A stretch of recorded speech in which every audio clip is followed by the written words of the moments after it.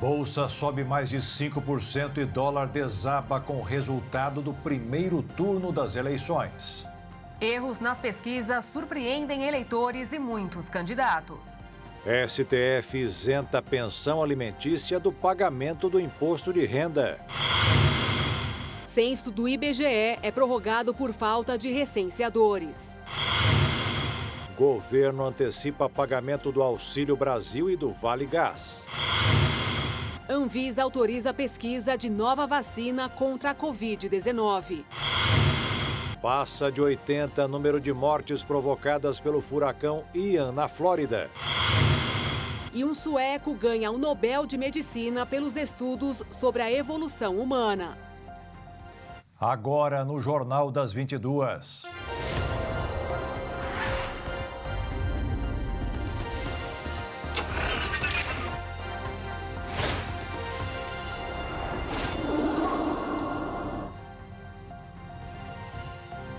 Olá, boa noite. Boa noite. Nestas eleições, os principais institutos do país erraram o resultado das pesquisas. Muitos governadores que eram favoritos perderam. E no caso da disputa para a presidência da República, a diferença variou de 7 a 14 pontos percentuais. Surpresa para todos os eleitores e vários candidatos. No levantamento feito para a disputa pela presidência, a pesquisa IPEC apontava a vitória de Luiz Inácio Lula da Silva com 51% dos votos válidos ainda no primeiro turno. Pela margem de erro de 2 pontos percentuais para mais ou para menos, não errou, porque Lula recebeu 48%. A Datafolha, divulgada na véspera da eleição, apontava que Lula tinha 50% das intenções de voto. Pela margem de erro, também não errou. Mas e no caso do candidato Jair Bolsonaro? Ele aparecia entre 10 a 14 pontos abaixo, mas ficou apenas 5%. A Atlas Intel foi a que chegou mais perto da realidade, apontando 50,3% para Lula e 41,10% para Bolsonaro. Lula recebeu 48,43% dos votos válidos e Jair Bolsonaro 43,20%. Em relação ao candidato Lula, as pesquisas estão dentro da margem de erro. Falava-se entre 50% a talvez 51%, ele fez 48%, então as pesquisas acertaram dentro da margem de erro. O problema aqui foi em relação ao candidato, o presidente Bolsonaro. Aí as discrepâncias foram grandes. Esses institutos, quando erram, só erram de um lado. Eu não sei se esse erro é culposo, quer dizer, um erro sem intenção de errar, mas produto da incompetência dos institutos, tá certo? Ou se é um erro doloso, quer dizer, com intenção de errar para interferir nos resultados da eleição. A pesquisa IPEC acertou a projeção para os governos em Tocantins, Acre, Paraná e Alagoas, por exemplo. Na pesquisa para o governo do Rio, o Instituto afirmou que Cláudio Castro e Marcelo Freixo poderiam disputar o segundo turno, mas a quantidade de indecisos, brancos e nulos tornava o cenário indefinido. E foi o que aconteceu. Cláudio Castro ganhou no primeiro turno. Na Bahia, a CM Neto era líder disparado em todas as pesquisas. Quem recebeu mais votos foi Jerônimo Rodrigues, do PT, e haverá segundo turno. Em São Paulo, o IPEC apontou que haveria segundo turno. Fernando Haddad, do PT, aparecia com 10 pontos percentuais a mais do que Tarcísio de Freitas, do Republicanos. Tarcísio recebeu 7 pontos a mais e também haverá segundo turno. E no Rio Grande do Sul, Onyx Lorenzoni, do PL, que estava em segundo lugar, superou Eduardo Leite, do PSDB. Para os especialistas, as diferenças entre os resultados apontados pelas pesquisas de intenção de votos e o que foi de fato conferido nas urnas podem ser explicadas pelas falhas nas respostas dos entrevistados aos pesquisadores. Eles teriam literalmente escondido o voto, especialmente os eleitores mais ligados à direita. O eleitor do bolsonarismo que simplesmente fugiu das pesquisas, não quis responder, desligou o telefone ou se foi abordado presencialmente disse que não queria responder, porque aí, com essa ausência dessa pesquisa, o número fica distorcido. Os especialistas destacam ainda que é necessário repensar a metodologia e a fiscalização das pesquisas para que os institutos não percam a credibilidade de vez. Com certeza alguma coisa precisa ser feita porque não dá para ter resultados tão discrepantes. E outra coisa, a pesquisa não pode acertar metade. Acertou o Lula, acertou o Haddad, mas errou o Bolsonaro e errou o Tarcísio, e errou também o astronauta. É a mesma pesquisa, é a mesma empresa, é o mesmo instituto? Como é que pode? Me parece que valeria a pena o Congresso formular e aprovar uma legislação, né, que estabeleça uma espécie de um foro independente, tá, profissional, científico, para análise da metodologia das pesquisas. O presidente do TSE, ministro Alexandre de Moraes, disse que a diferença entre o resultado e as pesquisas deve ser explicada pelos institutos e não desacredita o trabalho da Justiça Eleitoral. Se houve discrepância de números entre as pesquisas e o resultado, quem deve explicar isso são os institutos de pesquisa e aí não cabe à Justiça Eleitoral analisar. Em relação a possíveis investigações de institutos, isso compete ao Ministério Público, se houver, obviamente, algum indicativo de ilícito. O IPEC foi procurado e informou que ainda não tem uma posição sobre o assunto.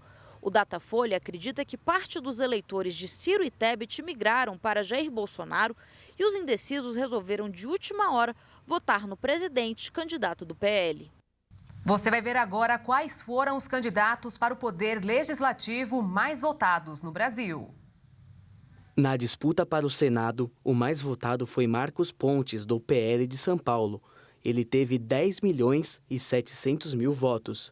Engenheiro, astronauta e tenente-coronel reformado da Força Aérea, ele tem 59 anos e é ex-ministro da Ciência de Bolsonaro, além de ter sido o primeiro brasileiro enviado ao espaço em março de 2006. A votação de Marcos Pontes é muito expressiva. Em números gerais, ele só ficou atrás de José Serra na eleição para o Senado de 2014, que teve mais de 11 milhões de votos recebidos, o maior número para o cargo em todo o país desde 1989. Já entre os deputados estaduais, o mais votado foi Eduardo Suplicy, do PT de São Paulo. Ele teve cerca de 800.000 votos. Agora ocupará uma cadeira na Assembleia Legislativa do Estado e deixará o cargo de vereador. Suplicy é um nome conhecido na política paulista. Ele foi deputado estadual de São Paulo entre 1979 e 1983. Depois disso, ele foi deputado federal e vereador na capital paulista, além de ter sido eleito senador por mais 3 vezes. Mesmo sendo o deputado estadual mais votado esse ano, ele não atingiu nem metade dos 2.060.000 votos que elegeram Janaína Pascoal em 2018, a maior votação da história para um cargo legislativo estadual. Já o deputado federal mais bem votado nas eleições desse ano foi Nicolas Ferreira, do PL de Minas Gerais. Ele teve o apoio de mais de 1.400.000 eleitores e é o primeiro mineiro a ser campeão de votos para o cargo. Nicolas tem 26 anos e ficou famoso por publicar vídeos de opinião em suas redes sociais. Mesmo recebendo mais de 1 milhão de votos, ele não bateu o recorde de mais de 1.800.000 votos que elegeram Eduardo Bolsonaro como deputado federal em 2018, ano da maior votação da história para o cargo, desde a redemocratização. Faz apenas 90 anos que as mulheres conquistaram o direito de votar no Brasil. Hoje, o eleitorado feminino é maior que o masculino. São 53% de mulheres e 47% de homens. Eles continuam dominando a política, mas elas seguem em frente. O direito ao voto é um dos direitos mais importantes da democracia. Mas, durante muito tempo, muitos grupos não puderam exercer a cidadania, como as mulheres. Em vários países do Ocidente, o voto feminino só foi possível graças a muita luta. No Brasil, não foi diferente. Mulheres de diferentes classes sociais, movidas pelo desejo de direitos iguais, fizeram esforços surreais para conquistar espaço na política. Uma luta que começou no final do século XIX, com a promulgação da Lei Saraiva, que trouxe grandes modificações para o sistema eleitoral brasileiro. Uma delas foi garantir que todos os brasileiros com títulos científicos pudessem votar. No início do século XX, a causa do voto feminino até acarretou o surgimento de associações, instituições e partidos em defesa dessa pauta. E as primeiras conquistas começaram a ser percebidas. O estado pioneiro foi o Rio Grande do Norte, onde foi aprovada uma lei que garantia o direito de voto às mulheres. Apesar do avanço do Rio Grande do Norte, o país continuava omisso. As brasileiras tiveram que esperar a mudança do Código Eleitoral em 1932 para exercer o direito de votar. Estava escrito no artigo 2 do Código Eleitoral que é eleitor o cidadão maior de 21 anos, sem distinção de sexo, alistado na forma deste código. Assim, as mulheres poderiam votar desde que tivessem mais de 21 anos e fossem alfabetizadas. Atualmente, o voto é um direito assegurado a todo cidadão brasileiro, incluindo os analfabetos. Ficou estabelecido também que o voto seria obrigatório e secreto, e foram abolidas as restrições de gênero. Nosso país foi o primeiro na América Latina a permitir o comparecimento das mulheres às urnas. E a situação melhorou na Câmara. Agora são 91 parlamentares, o que representa 18% do total de deputados. É o maior percentual da história. Já no Senado, das 27 vagas em disputa neste domingo, apenas 4 foram vencidas por mulheres, que agora representam 12% da casa. A Agência Nacional de Vigilância Sanitária autorizou hoje o ensaio clínico do Spintec, um produto candidato a fazer parte de um novo imunizante contra a Covid-19. A Spintec é uma proteína quimérica recombinante que utiliza a proteína SPIN desenvolvida pelo Centro de Pesquisa e Produção de Vacinas da Universidade Federal de Minas Gerais. Para autorização, a agência analisou os dados das etapas anteriores de desenvolvimento dos produtos, incluindo estudos não clínicos in vitro e em animais, e dados preliminares de estudos clínicos em andamento. Os resultados obtidos até o momento demonstraram um perfil de segurança aceitável da vacina candidata. Segundo a Anvisa, trata-se de ensaios clínicos em que o produto investigacional será utilizado pela primeira vez em humanos. O ensaio terá 2 partes, um ensaio clínico de fase 1 de dose escalonada para verificar segurança e reatogenicidade do produto investigacional e outro ensaio clínico de fase 2 para estudo de segurança e imunogenicidade da Spintec. O estudo será financiado pela UFMG, pelo Ministério da Ciência e Tecnologia e Inovação, pela Fundação Oswaldo Cruz e Prefeitura de Belo Horizonte. E veja a seguir, o governo antecipa pagamentos do Auxílio Brasil e do Vale Gás. E ainda, Supremo Tribunal Federal isenta a pensão alimentícia do pagamento do imposto de renda.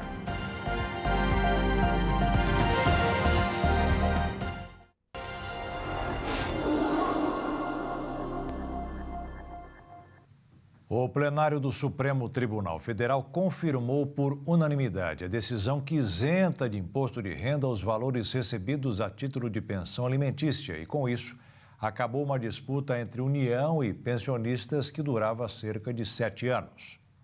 A isenção de tributação das pensões alimentícias decorrentes do direito da família já havia sido decidida em junho pelo plenário por 8 votos a 3. Desta vez, todos os 11 ministros rejeitaram um recurso em que a União dizia haver obscuridades e buscava amenizar a decisão do Supremo. Com a rejeição total deste último embargo de declaração, o governo deve agora deixar de arrecadar R$1,05 bilhão por ano, segundo estimativas da Receita Federal anexadas ao processo pela Advocacia Geral da União. O impacto fiscal, contudo, pode ir além, pois os pensionistas que tiveram dinheiro recolhido pelo governo podem agora solicitar os valores de volta na Justiça, até o prazo legal máximo de 5 anos. De acordo com as estimativas oficiais, O impacto nos cofres públicos com os chamados indébitos pode chegar a 6 bilhões e 500 milhões de reais. A União solicitou ao Supremo que limitasse a decisão às pensões com um valor de até R$ 1.903,98. A pesquisa Focus, divulgada hoje pelo Banco Central, elevou as perspectivas para a inflação e o PIB neste ano. O levantamento foi encerrado na sexta-feira, antes do primeiro turno da eleição no país. A repórter Maria Clara Leite tem mais informações. O levantamento mostrou queda da inflação pela 14ª vez seguida no ano, chegando a 5,74%, ante os 5,88% que foram registrados na semana anterior. A meta oficial para a inflação em 2022 é de 13,5%. Para o ano que vem, 3,25%. E para 2024, 3%, com margem de tolerância de 1 ponto percentual e meio para mais ou para menos. Sobre o Produto Interno Bruto, a pesquisa Focus também mostrou melhora no cenário, com estimativa de crescimento, 0,3 ponto percentual a mais do que o que havia sido calculado anteriormente, tanto para 2022 quanto para 2023. Já a alta do IPCA, calculada para 2023 e 2024, não teve alterações. E sobre a taxa básica de juros, os analistas mantiveram a Selic, calculada em 13,75% esse ano. Todos esses dados fazem parte do Boletim Focus, uma pesquisa semanal realizada com 100 economistas que trazem essa percepção de mercado sobre os indicadores econômicos. Neste primeiro dia útil de outubro no mercado financeiro, os resultados das eleições do primeiro turno ontem, que foram diferentes do que apontavam as pesquisas, principalmente na disputa presidencial, e somado às composições da Câmara e do Senado, em grande parte formada por aliados do presidente Jair Bolsonaro, foram vistos como positivos por agentes do mercado e fizeram o dólar fechar na maior queda diária desde o dia 8 de junho de 2018, de 4,07%, encerrando em R$ 5,17 na venda. E a Bolsa de Valores fechou em forte alta de 5,54%, aos 116.134 pontos. Neste mês, o calendário de pagamento do Auxílio Brasil e do Auxílio Gás será antecipado. O crédito previsto inicialmente para ser realizado no dia 18 ocorrerá a partir de 11 de outubro. O pagamento seguirá de forma escalonada, de acordo com o final do NIS do beneficiário, com término previsto para o dia 25. É a segunda vez que o calendário é antecipado. Em agosto, quando a parcela aumentou de R$ 400 para R$ 600, também começou antes. O Auxílio Brasil é pago a 20.650.000 famílias em situação de pobreza e de extrema pobreza, que recebem R$ 600 valor previsto até dezembro. Já o Auxílio Gás é pago a cada 2 meses a mais de 5.600.000, com montante correspondente a 100% do valor da média nacional do botijão de gás de cozinha de 13 quilos. O consumidor passou a contar com novas regras para cancelar serviços. A medida poderá ser feita até pelo WhatsApp. Quem traz mais detalhes sobre as novas regras é o repórter Dionísio Gonçalves. O consumidor passa a ter uma conquista importante. Agora é possível cancelar um tipo de serviço em qualquer canal de atendimento das empresas. Antes, elas podiam pedir que isso fosse realizado somente em uma única opção. A principal novidade é que esta ação pode ser realizada pelos mais recentes meios de comunicação, como aplicativos de mensagens, redes sociais e atendimento eletrônico. Para os especialistas na área, se o serviço pode ser contratado por um determinado canal, também deve haver a possibilidade de cancelar por esse mesmo meio. Todas as empresas reguladas pela Lei do Saque precisam seguir as novas regras. As principais delas são os bancos, de energia elétrica, de telecomunicações, aviação, seguros e planos de saúde, as que possuem maior número de reclamações. Outra novidade é o período mínimo de 8 horas para a comunicação com o atendente. Antes, isso não era obrigatório, podia ser substituído pelo processo eletrônico. Além disso, as empresas vão precisar informar ao cliente o tempo de espera, ter o prazo de 7 dias para apresentar uma solução mais adequada ao problema, suspender cobranças indevidas e ainda permitir o acesso à gravação da conversa. O Instituto Brasileiro de Defesa do Consumidor, o IDEC, aponta que caso o cliente sinta que essas novas regras não estão sendo respeitadas, pode abrir uma reclamação no site do PROCON, da Senacom ou do órgão responsável pelo setor da empresa. Dionísio Gonçalves, de São Paulo. As vendas de carros cresceram 9% em setembro em comparação a agosto, com mais de 181 mil unidades vendidas. Em relação ao mesmo mês do ano passado, o crescimento foi de 27%. Desde janeiro, 1.400.000 carros foram vendidos em todo o país. Grande parte das negociações foram feitas de forma direta, por frotistas e locadores. As vendas estão sendo afetadas pelos juros altos e pela dificuldade em conseguir crédito, já que os bancos estão mais restritos por causa do aumento da inadimplência. Já a oferta de modelos nas lojas tem melhorado, porque o problema com a falta de peças para a produção diminuiu, embora ainda afete algumas fabricantes. Carros modelo esportivos SUV foram os campeões de venda, seguidos pelos modelos hatch. A procura por carros usados e seminovos também aumentou. No mês de setembro, foram vendidos cerca de 1.200.000 veículos dessa classificação. Agora uma ideia que une o útil ao agradável e rentável. Banners e lonas que iriam para o lixo estão sendo transformados em acessórios, diminuindo os impactos ao meio ambiente e ainda gerando renda para costureiras de uma incubadora de Campo Grande, no Mato Grosso do Sul. Nas mãos das costureiras do Império da Costura, um banner se transforma em inúmeros saquinhos de lixo para carro e sacolas de vários modelos e infinitas utilidades. Para ser usado em supermercado, em compra, né? Porque hoje a gente vai no supermercado já não tem mais sacolas para a gente carregar os produtos comprados. Então a gente resolveu criar essas sacolas para vender num preço acessível para todos, né? E ele vai ser usado várias vezes, muito tempo. Fundada por um grupo de mulheres contratadas pela prefeitura para costurar máscaras de proteção durante a pandemia, a cooperativa funciona dentro da incubadora Mário Covas. Tem por objetivo organizar essas mulheres para que elas tenham um posto de trabalho, uma alternativa de trabalho e renda.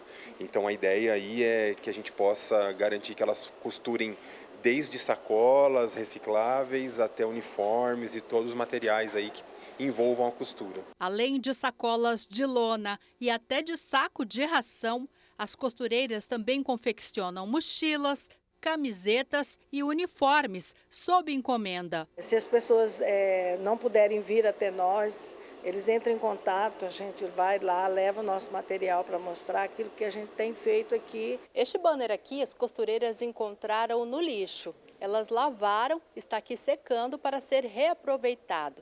O ideal é que este material fosse entregue aqui na cooperativa antes de ser descartado. Quer saber mais sobre o trabalho? É só seguir Império da Costura nas redes sociais. Quem ajuda a cooperativa estará ajudando 22 mães de família. E não é só, o planeta também agradece. São materiais que a gente aqui reutiliza, traz benefício para nós e para a natureza, né? A gente pega, por exemplo, dos correios, uniformes e sacolas e malotes que não são mais aproveitados, banners, e a gente elas transformam esses materiais que iriam para o lixo, iriam para o aterro, iriam contaminar o lençol freático em novos produtos. Isso, né, a gente evita de tirar novos recursos naturais da natureza e estamos gerando trabalho e renda para mulheres que precisam muito.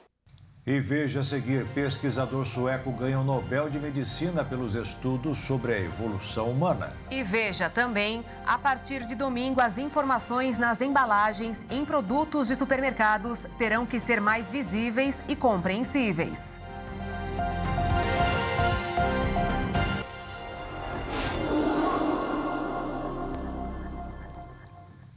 O Partido Liberal de Jair Bolsonaro elegeu 8 senadores e terá a maior bancada do Senado em 2023. O partido comandará 14 das 81 cadeiras da casa a partir de 2023, 6 a mais que hoje. O restante será composto por PSD, Partido Social Democrático, MDB, Movimento Democrático Brasileiro, União Brasil e PT. O Partido Liberal do presidente e candidato à reeleição Jair Bolsonaro terá a maior bancada do Senado Federal.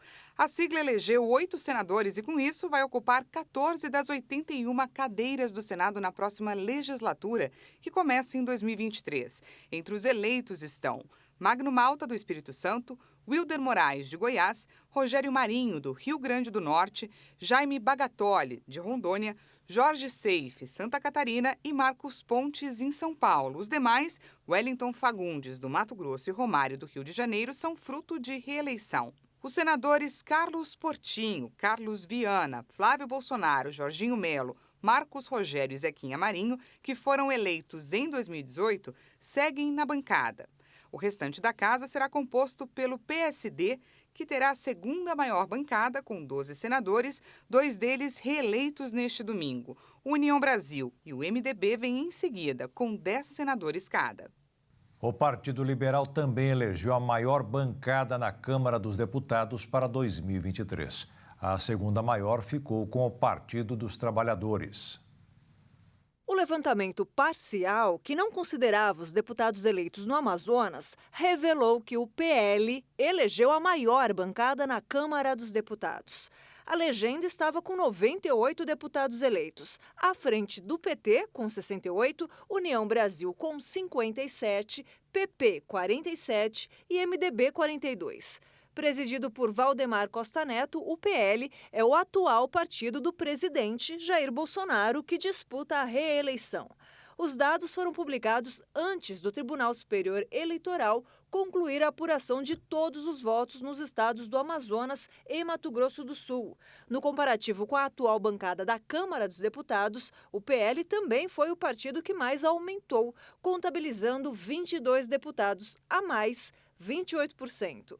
O PT vem em seguida, com 10 parlamentares a mais. A partir do dia 9 de outubro, domingo, entra em vigor a medida que obriga as empresas alimentícias a colocarem alerta de excesso de sódio, açúcar e gordura nas embalagens, o que poderá ajudar na seleção de alimentos mais saudáveis. Que tipo de informações você avalia ao comprar um produto industrializado? Preço e data de validade. E avalie também o produto, para saber se é bom ou não. Vai pela marca. Vai pela marca. Mas agora outras informações deverão passar a ser notadas pelos consumidores. Pelo menos é o que prevê a nova medida que impõe a impressão de alertas sobre o excesso de sódio, açúcar e gorduras nas embalagens. Itens que podem estar associados ao desenvolvimento de doenças crônicas. São doenças que realmente acarretam muito, a gente vê muito infarto, diabetes, hipertensão, tudo isso proveniente da má alimentação e desses rótulos, né, que nós encontramos nos alimentos industrializados e que as pessoas, ao chegarem no mercado, não conseguem identificar. O seu Cláudio que o diga. A letrinha que me embaça mais ainda, porque ó, eu já sou zoiudo, né? Já para o Orlando, o problema vai além do tamanho das letras. Você entende tudo que está escrito ali? Não, imagine, não, é difícil. É para mudar tudo isso que os novos rótulos chegam agora, com imagens de lupas, contendo informações sobre o alto teor daquilo que não faz bem à saúde. Os alertas devem estar impressos na frente das embalagens, com fundo preto e letras brancas, para ficar bem legíveis. E a tabela nutricional também deverá ser mais completa. Então, esse rótulo, essa lupinha, essas letras maiores, né, que estão vindo aí, essa informação nutricional maior para o cliente lá no mercado vai ser muito importante, porque ele vai conseguir saber quantos % de sódio tem nesse produto, quantas gramas de açúcares tem, se é 70% do valor diário, se é 100% do valor diário, e isso vai ficar muito claro, até mesmo para o leigo. Opa, aqui já tá, aqui nesse produto já tem 200%, então eu não posso consumir mais que isso. Todas essas determinações fazem parte de um movimento mundial por mais transparência dos dados nutricionais dos alimentos industrializados. Uma discussão que, no Brasil, foi iniciada em 2018 por meio de uma consulta pública coordenada pela Agência Nacional de Vigilância Sanitária e que agora entra em vigor. A nutricionista revela ainda que a nova rotulagem vai desvendar muitas pegadinhas de alimentos que só parecem saudáveis. Um exemplo disso é o suco de caixinha, né? O suco de caixinha, a gente vê lá, não sei quantas frutas por 1 litro de suco. E aí você vai olhar lá atrás, é puro açúcar, né? Coloca lá 2 frutas e o resto de açúcar, de glicose. Então é algo assim realmente que engana a pessoa. Enganos que os novos rótulos prometem exterminar, além de mudar hábitos. E isso vai me fazer repensar sobre as escolhas dos alimentos, né? Essa é a intenção da mudança. No México, por exemplo, a obesidade caiu 15%, 5 anos após a implementação da alteração do rótulo, segundo uma estimativa publicada na revista científica PLOS Medicine. O estudo mostrou que houve 1.300.000 casos a menos no país e uma economia de quase 2 bilhões de dólares em gastos com a doença.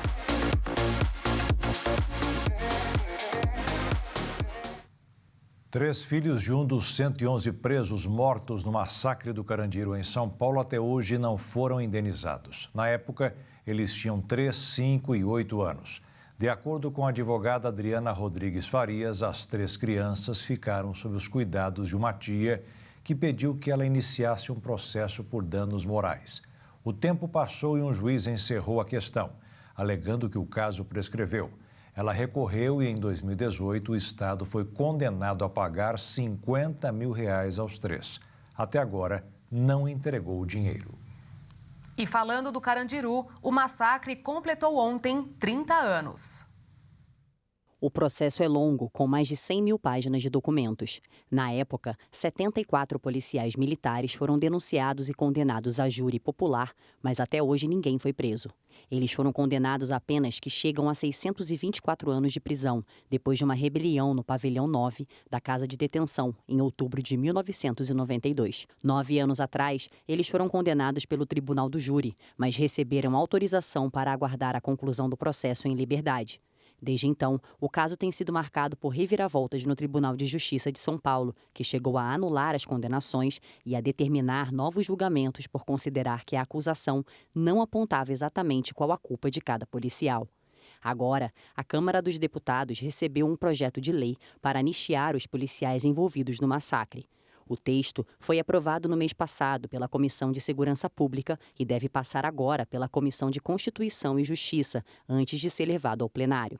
O presídio da Zona Norte de São Paulo foi desativado em 2002, depois de passar por uma política de expansão e interiorização das 179 prisões existentes atualmente no estado. Com a demolição dos pavilhões, o complexo penitenciário deu lugar ao Parque da Juventude e ao Museu Penitenciário Paulista. Outro legado do massacre foi a criação da Secretaria de Administração Penitenciária, antes a cargo da Secretaria de Segurança Pública. A nova pasta priorizou a ação do Grupo de Intervenção Rápida no Sistema Prisional, ao invés do Batalhão de Choque da Polícia Militar. O furacão Ian continua causando estragos pelos Estados Unidos. Já são 85 mortos e moradores ainda tentam recuperar o que foi perdido. E um outro furacão de categoria 2, de nome Orlene, deve chegar nesta segunda-feira no México. De acordo com autoridades, o número de mortos deve continuar aumentando no sudeste dos Estados Unidos à medida que as enchentes diminuem e as buscas avançam.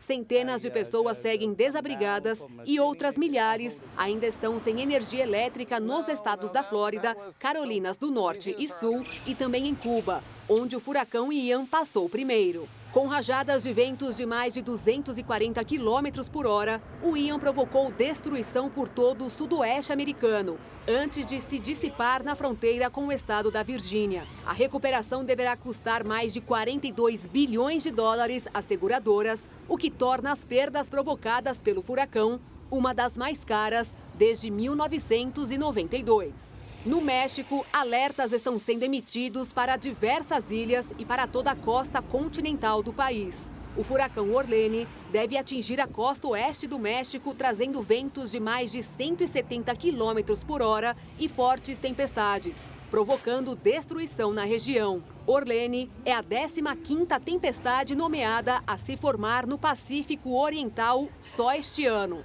A temporada de furacões no hemisfério norte começou em maio e deve seguir até o final de novembro. A proposta de reduzir o imposto de renda para os mais ricos no Reino Unido não foi bem recebida. A pressão foi tão grande que o ministro das Finanças britânico teve que voltar atrás. A medida anunciada há 10 dias foi mal recebida pelos mercados financeiros, pelos eleitores e por sua própria legenda, o Partido Conservador.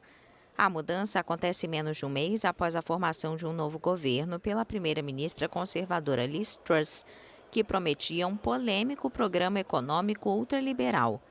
No Twitter, Kwarteng anunciou que não iam prosseguir com o fim da taxa e, em uma entrevista à BBC, ele descartou a possibilidade de renunciar ao cargo. A medida consistia em abolir a faixa superior do imposto de renda de 45%. A iniciativa é parte de um pacote econômico mais amplo que inclui suprimir o limite dos bônus dos executivos de bancos e a revisão dos aumentos previsto pelo Imposto sobre as Empresas e das contribuições para a Previdência Social. O Reino Unido enfrenta uma grave crise de custo de vida, alimentada por uma inflação de 10% e que segue alta. Mas o plano para apoiar as famílias diante da disparada dos custos da energia foi criticado como favorável aos mais ricos.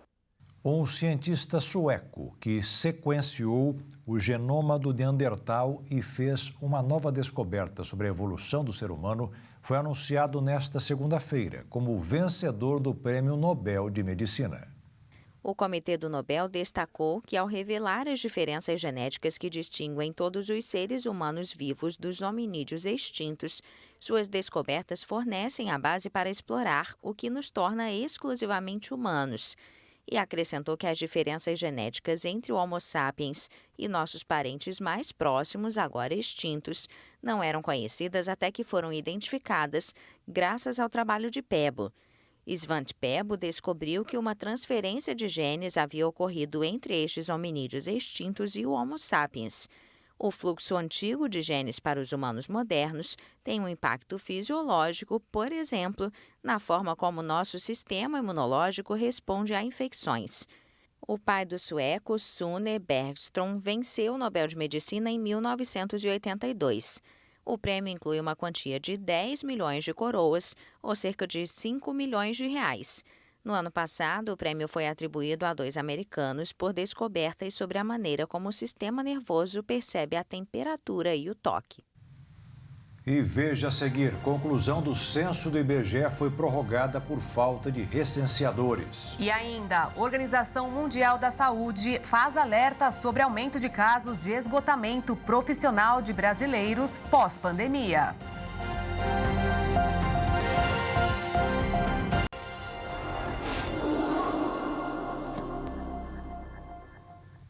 A coleta das informações do Censo Demográfico 2022 só deve ser concluída no início de dezembro. O IBGE afirmou enfrentar dificuldades para preencher vagas de recenseadores em parte do país.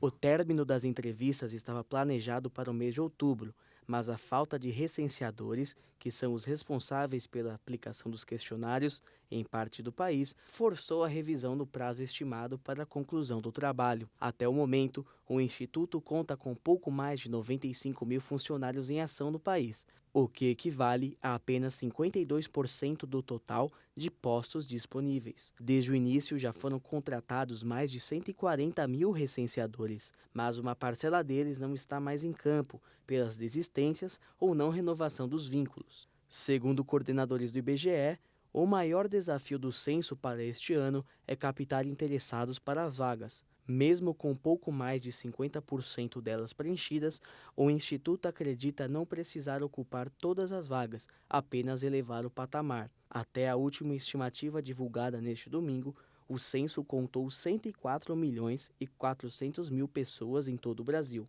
Esse número é pouco menor do que a metade da população brasileira, que é de cerca de 215 milhões de pessoas. Da população já contabilizada, quase metade estavam na região sudeste, 27% no nordeste, 14% no sul, 8% no norte e 7% no centro-oeste. Mesmo com o atraso e as dificuldades enfrentadas, o Instituto segue com o compromisso de entregar os primeiros resultados do censo até o final deste ano.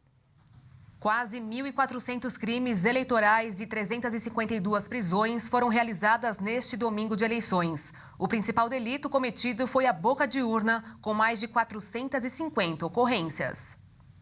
Também foram registrados 80 casos de violação do sigilo do voto, quando o eleitor tira foto da urna, e outras 57 ocorrências de transporte irregular de eleitores. Outras 90 pessoas foram autuadas por corrupção eleitoral. Em todo o país, mais de 350 eleitores foram presos pela polícia, a maioria deles por propaganda irregular e compra de votos. A Operação Eleições 2022 foi realizada por integrantes do Tribunal Superior Eleitoral, da Polícia Federal, do Corpo de Bombeiros Militar e da Polícia Rodoviária Federal. Ao todo, 500 mil agentes participaram da ação, com o apoio de 70 mil viaturas, 3 aeronaves e 9 embarcações. O MEC divulgou hoje a lista de espera do ProUni no site do Portal Único de Acesso ao Ensino Superior. Veja esse e outros destaques em um giro de notícias pelo Brasil e o mundo.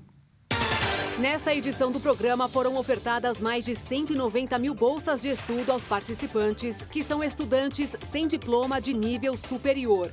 Os selecionados têm até o dia 7 de outubro para o envio de documentos comprobatórios. O ProUni disponibiliza bolsas de estudo integrais e parciais em cursos de graduação e sequenciais de formação específica em instituições de educação superior privadas. O Instituto Nacional de Estudos e Pesquisas Educacionais Anísio Teixeira, o INEP, divulgou no portal oficial do Revalida a lista com os 2.166 médicos aprovados pelo programa fora do país, com as notas definitivas e a resposta a recursos sobre os resultados preliminares, bem como os espelhos de correção das provas. Os aprovados no Exame Nacional de Revalidação de Diplomas Médicos expedidos por instituição de educação superior estrangeira devem indicar no sistema a universidade para a revalidação do diploma, conforme a disponibilidade de vagas. Após a indicação e o agendamento na universidade escolhida, será necessário apresentar a documentação exigida no regulamento interno da instituição. Aqueles que compraram algum imóvel nos últimos 5 anos podem ingressar com ações judiciais contra as prefeituras que se localizam na propriedade. A intenção do processo é receber a devolução dos valores pagos em ITBI, Imposto sobre Transmissão de Bens Móveis. Dessa forma, a quantia deve ser devolvida com correção monetária e juros. A controversa anexação de 4 regiões da Ucrânia pela Rússia após referendo passou pela Duma, a Câmara Baixa russa, nesta segunda-feira, sem nenhum voto contra ou abstenções. Os parlamentares votaram a favor de uma lei para incorporar os territórios de Donetsk, Luhansk, Kherson e Zaporísia, que juntos unem a Rússia à Península da Crimeia, anexada por Moscou em 2014, e somam cerca de 20% do território da Ucrânia. Putin assinou no Kremlin um acordo para anexação dos territórios junto a representantes pró-russos dessas regiões. A Ucrânia respondeu pedindo um processo de adesão acelerada à OTAN e disse que não vai negociar com a Rússia enquanto Putin estiver no poder. No entanto, as forças russas não têm um controle completo sobre os territórios em Kherson e em Zaporísia. A comunidade internacional não reconhece o referendo e nem a anexação das áreas pelo Kremlin. Os chanceleres de Azerbaijão e Armênia se reuniram para iniciar um acordo de paz, negociado depois dos recentes enfrentamentos entre essas duas antigas repúblicas soviéticas, que deixaram mais de 280 pessoas mortas. Uma trégua negociada pelos Estados Unidos interrompeu os piores conflitos desde 2020 entre os estados vizinhos do Cáucaso. A Armênia, aliada da Rússia, e o Azerbaijão, apoiado pela Rússia, travaram 2 guerras. Uma na década de 1990 e outra em 2020, pela disputada região de Nagorno-Karabakh. A camisa que o ídolo do futebol argentino, Diego Maradona, usou na partida que eliminou a Inglaterra do Mundial de 1986 no México, eternizada pelo lendário gol de mão, lembrado até hoje como La Mano de Dios, será exposta no Catar. Diego Maradona estará presente em Alma na Copa do Mundo do Catar. Há 6 meses, a mítica peça foi leiloada por mais de 9 milhões de dólares para um comprador anônimo. Entramos em contato com o proprietário e perguntamos se seria possível fazer a exposição. Felizmente, ele aceitou nos emprestar a peça por 6 meses. Tenho certeza de que vai agregar um grande valor para as exposições. A camisa de Maradona será exibida na mesma mostra em que será exposta a bola utilizada na Copa do Mundo de 1930 no Uruguai, o primeiro relato escrito das normas do futebol e várias gravuras. A exposição vai contar com mais de 200 artigos. E alguns dos emblemáticos objetos que temos são as camisas de Maradona. Acredito que seja a atração principal da exposição. O museu abriu as portas no final de março no Estádio Internacional Califa, um dos locais que vão sediar Jogos da Copa do Mundo de 2022. A Organização Mundial de Saúde emitiu um alerta sobre a síndrome de burnout, em razão do aumento do número de casos ao redor do mundo nos últimos anos, em especial depois da pandemia. A tradução para o termo é síndrome do esgotamento profissional e já atinge 32% dos 100 milhões de trabalhadores no Brasil, de acordo com o levantamento da ISMA Brasil em 2019. A síndrome foi reconhecida como uma doença originada por relações de trabalho pela Organização Mundial da Saúde em janeiro desse ano. O burnout é uma síndrome de exaustão emocional. A sensação de esgotamento de não ter mais forças para desempenhar um determinado trabalho, mas mesmo assim ter que continuar. Essa é a peculiaridade da doença, porque a pessoa continua exposta ao ambiente que pode originar a síndrome, seja por questões sociais ou financeiras. De acordo com especialistas, os sintomas também podem aparecer de maneira física, quando um funcionário enfrenta muitas questões médicas ou apresenta constantes atestados de saúde, como dor de cabeça ou no corpo, por exemplo. Os especialistas também ressaltam a necessidade de um ambiente de trabalho que preze pela saúde mental dos funcionários, para que novos casos não surjam e que trabalhadores já diagnosticados com a síndrome possam ter condições de lidar com ela. O burnout faz a imunidade ficar comprometida, porque um alto nível de estresse aumenta o nível de cortisol no corpo e essas manifestações físicas aparecem. Se um superior está atento, se é uma empresa com uma liderança engajada em questões de saúde mental, pode acabar percebendo que o funcionário está com burnout antes mesmo da pessoa, observando também questões como a motivação para desenvolver seus projetos. Em relação ao tratamento, o primeiro passo deve ser buscar terapia. E pode ser também que haja necessidade de tratamento medicamentoso, indicado por um psiquiatra.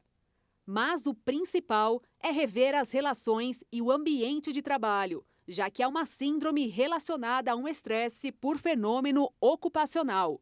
Há muitos sintomas que isoladamente não parecem graves, e o conjunto deles pode fazer parte de um diagnóstico de depressão, por exemplo. Outras áreas da vida podem promover angústia, mas se o estresse é mais evidente no ambiente de trabalho, é burnout. A residência do poeta Manuel de Barros, em Campo Grande, capital de Mato Grosso do Sul, foi transformada em polo cultural. As memórias do escritor, a mobília e o local de trabalho foram preservados para que o público possa conhecer um pedacinho da vida do poeta.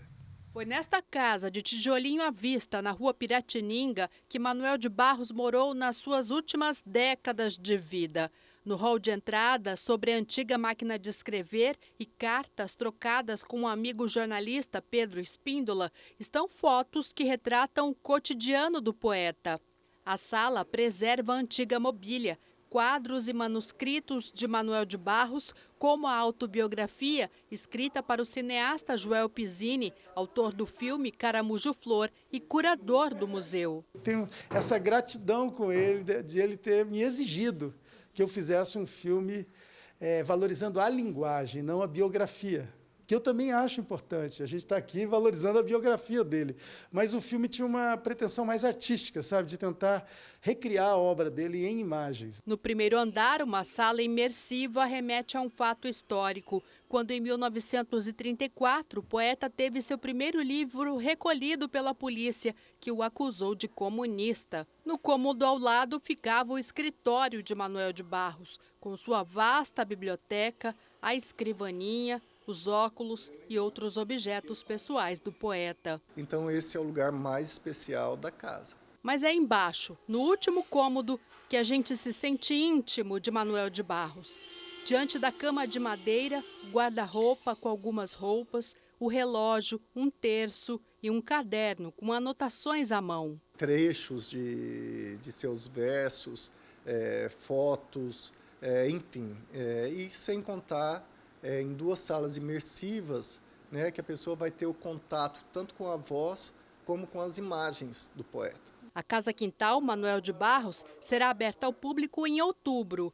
A visitação poderá ser agendada pela plataforma Simpla a partir do dia 28 de setembro. As visitas serão sempre em grupos pequenos e para a pessoa ter esse contato com o que era a visita ao poeta. E o Jornal das 22 termina aqui. Obrigada pela sua companhia, um ótimo fim de noite, início de semana para você e até amanhã. Boa noite, fique na paz. Tchau.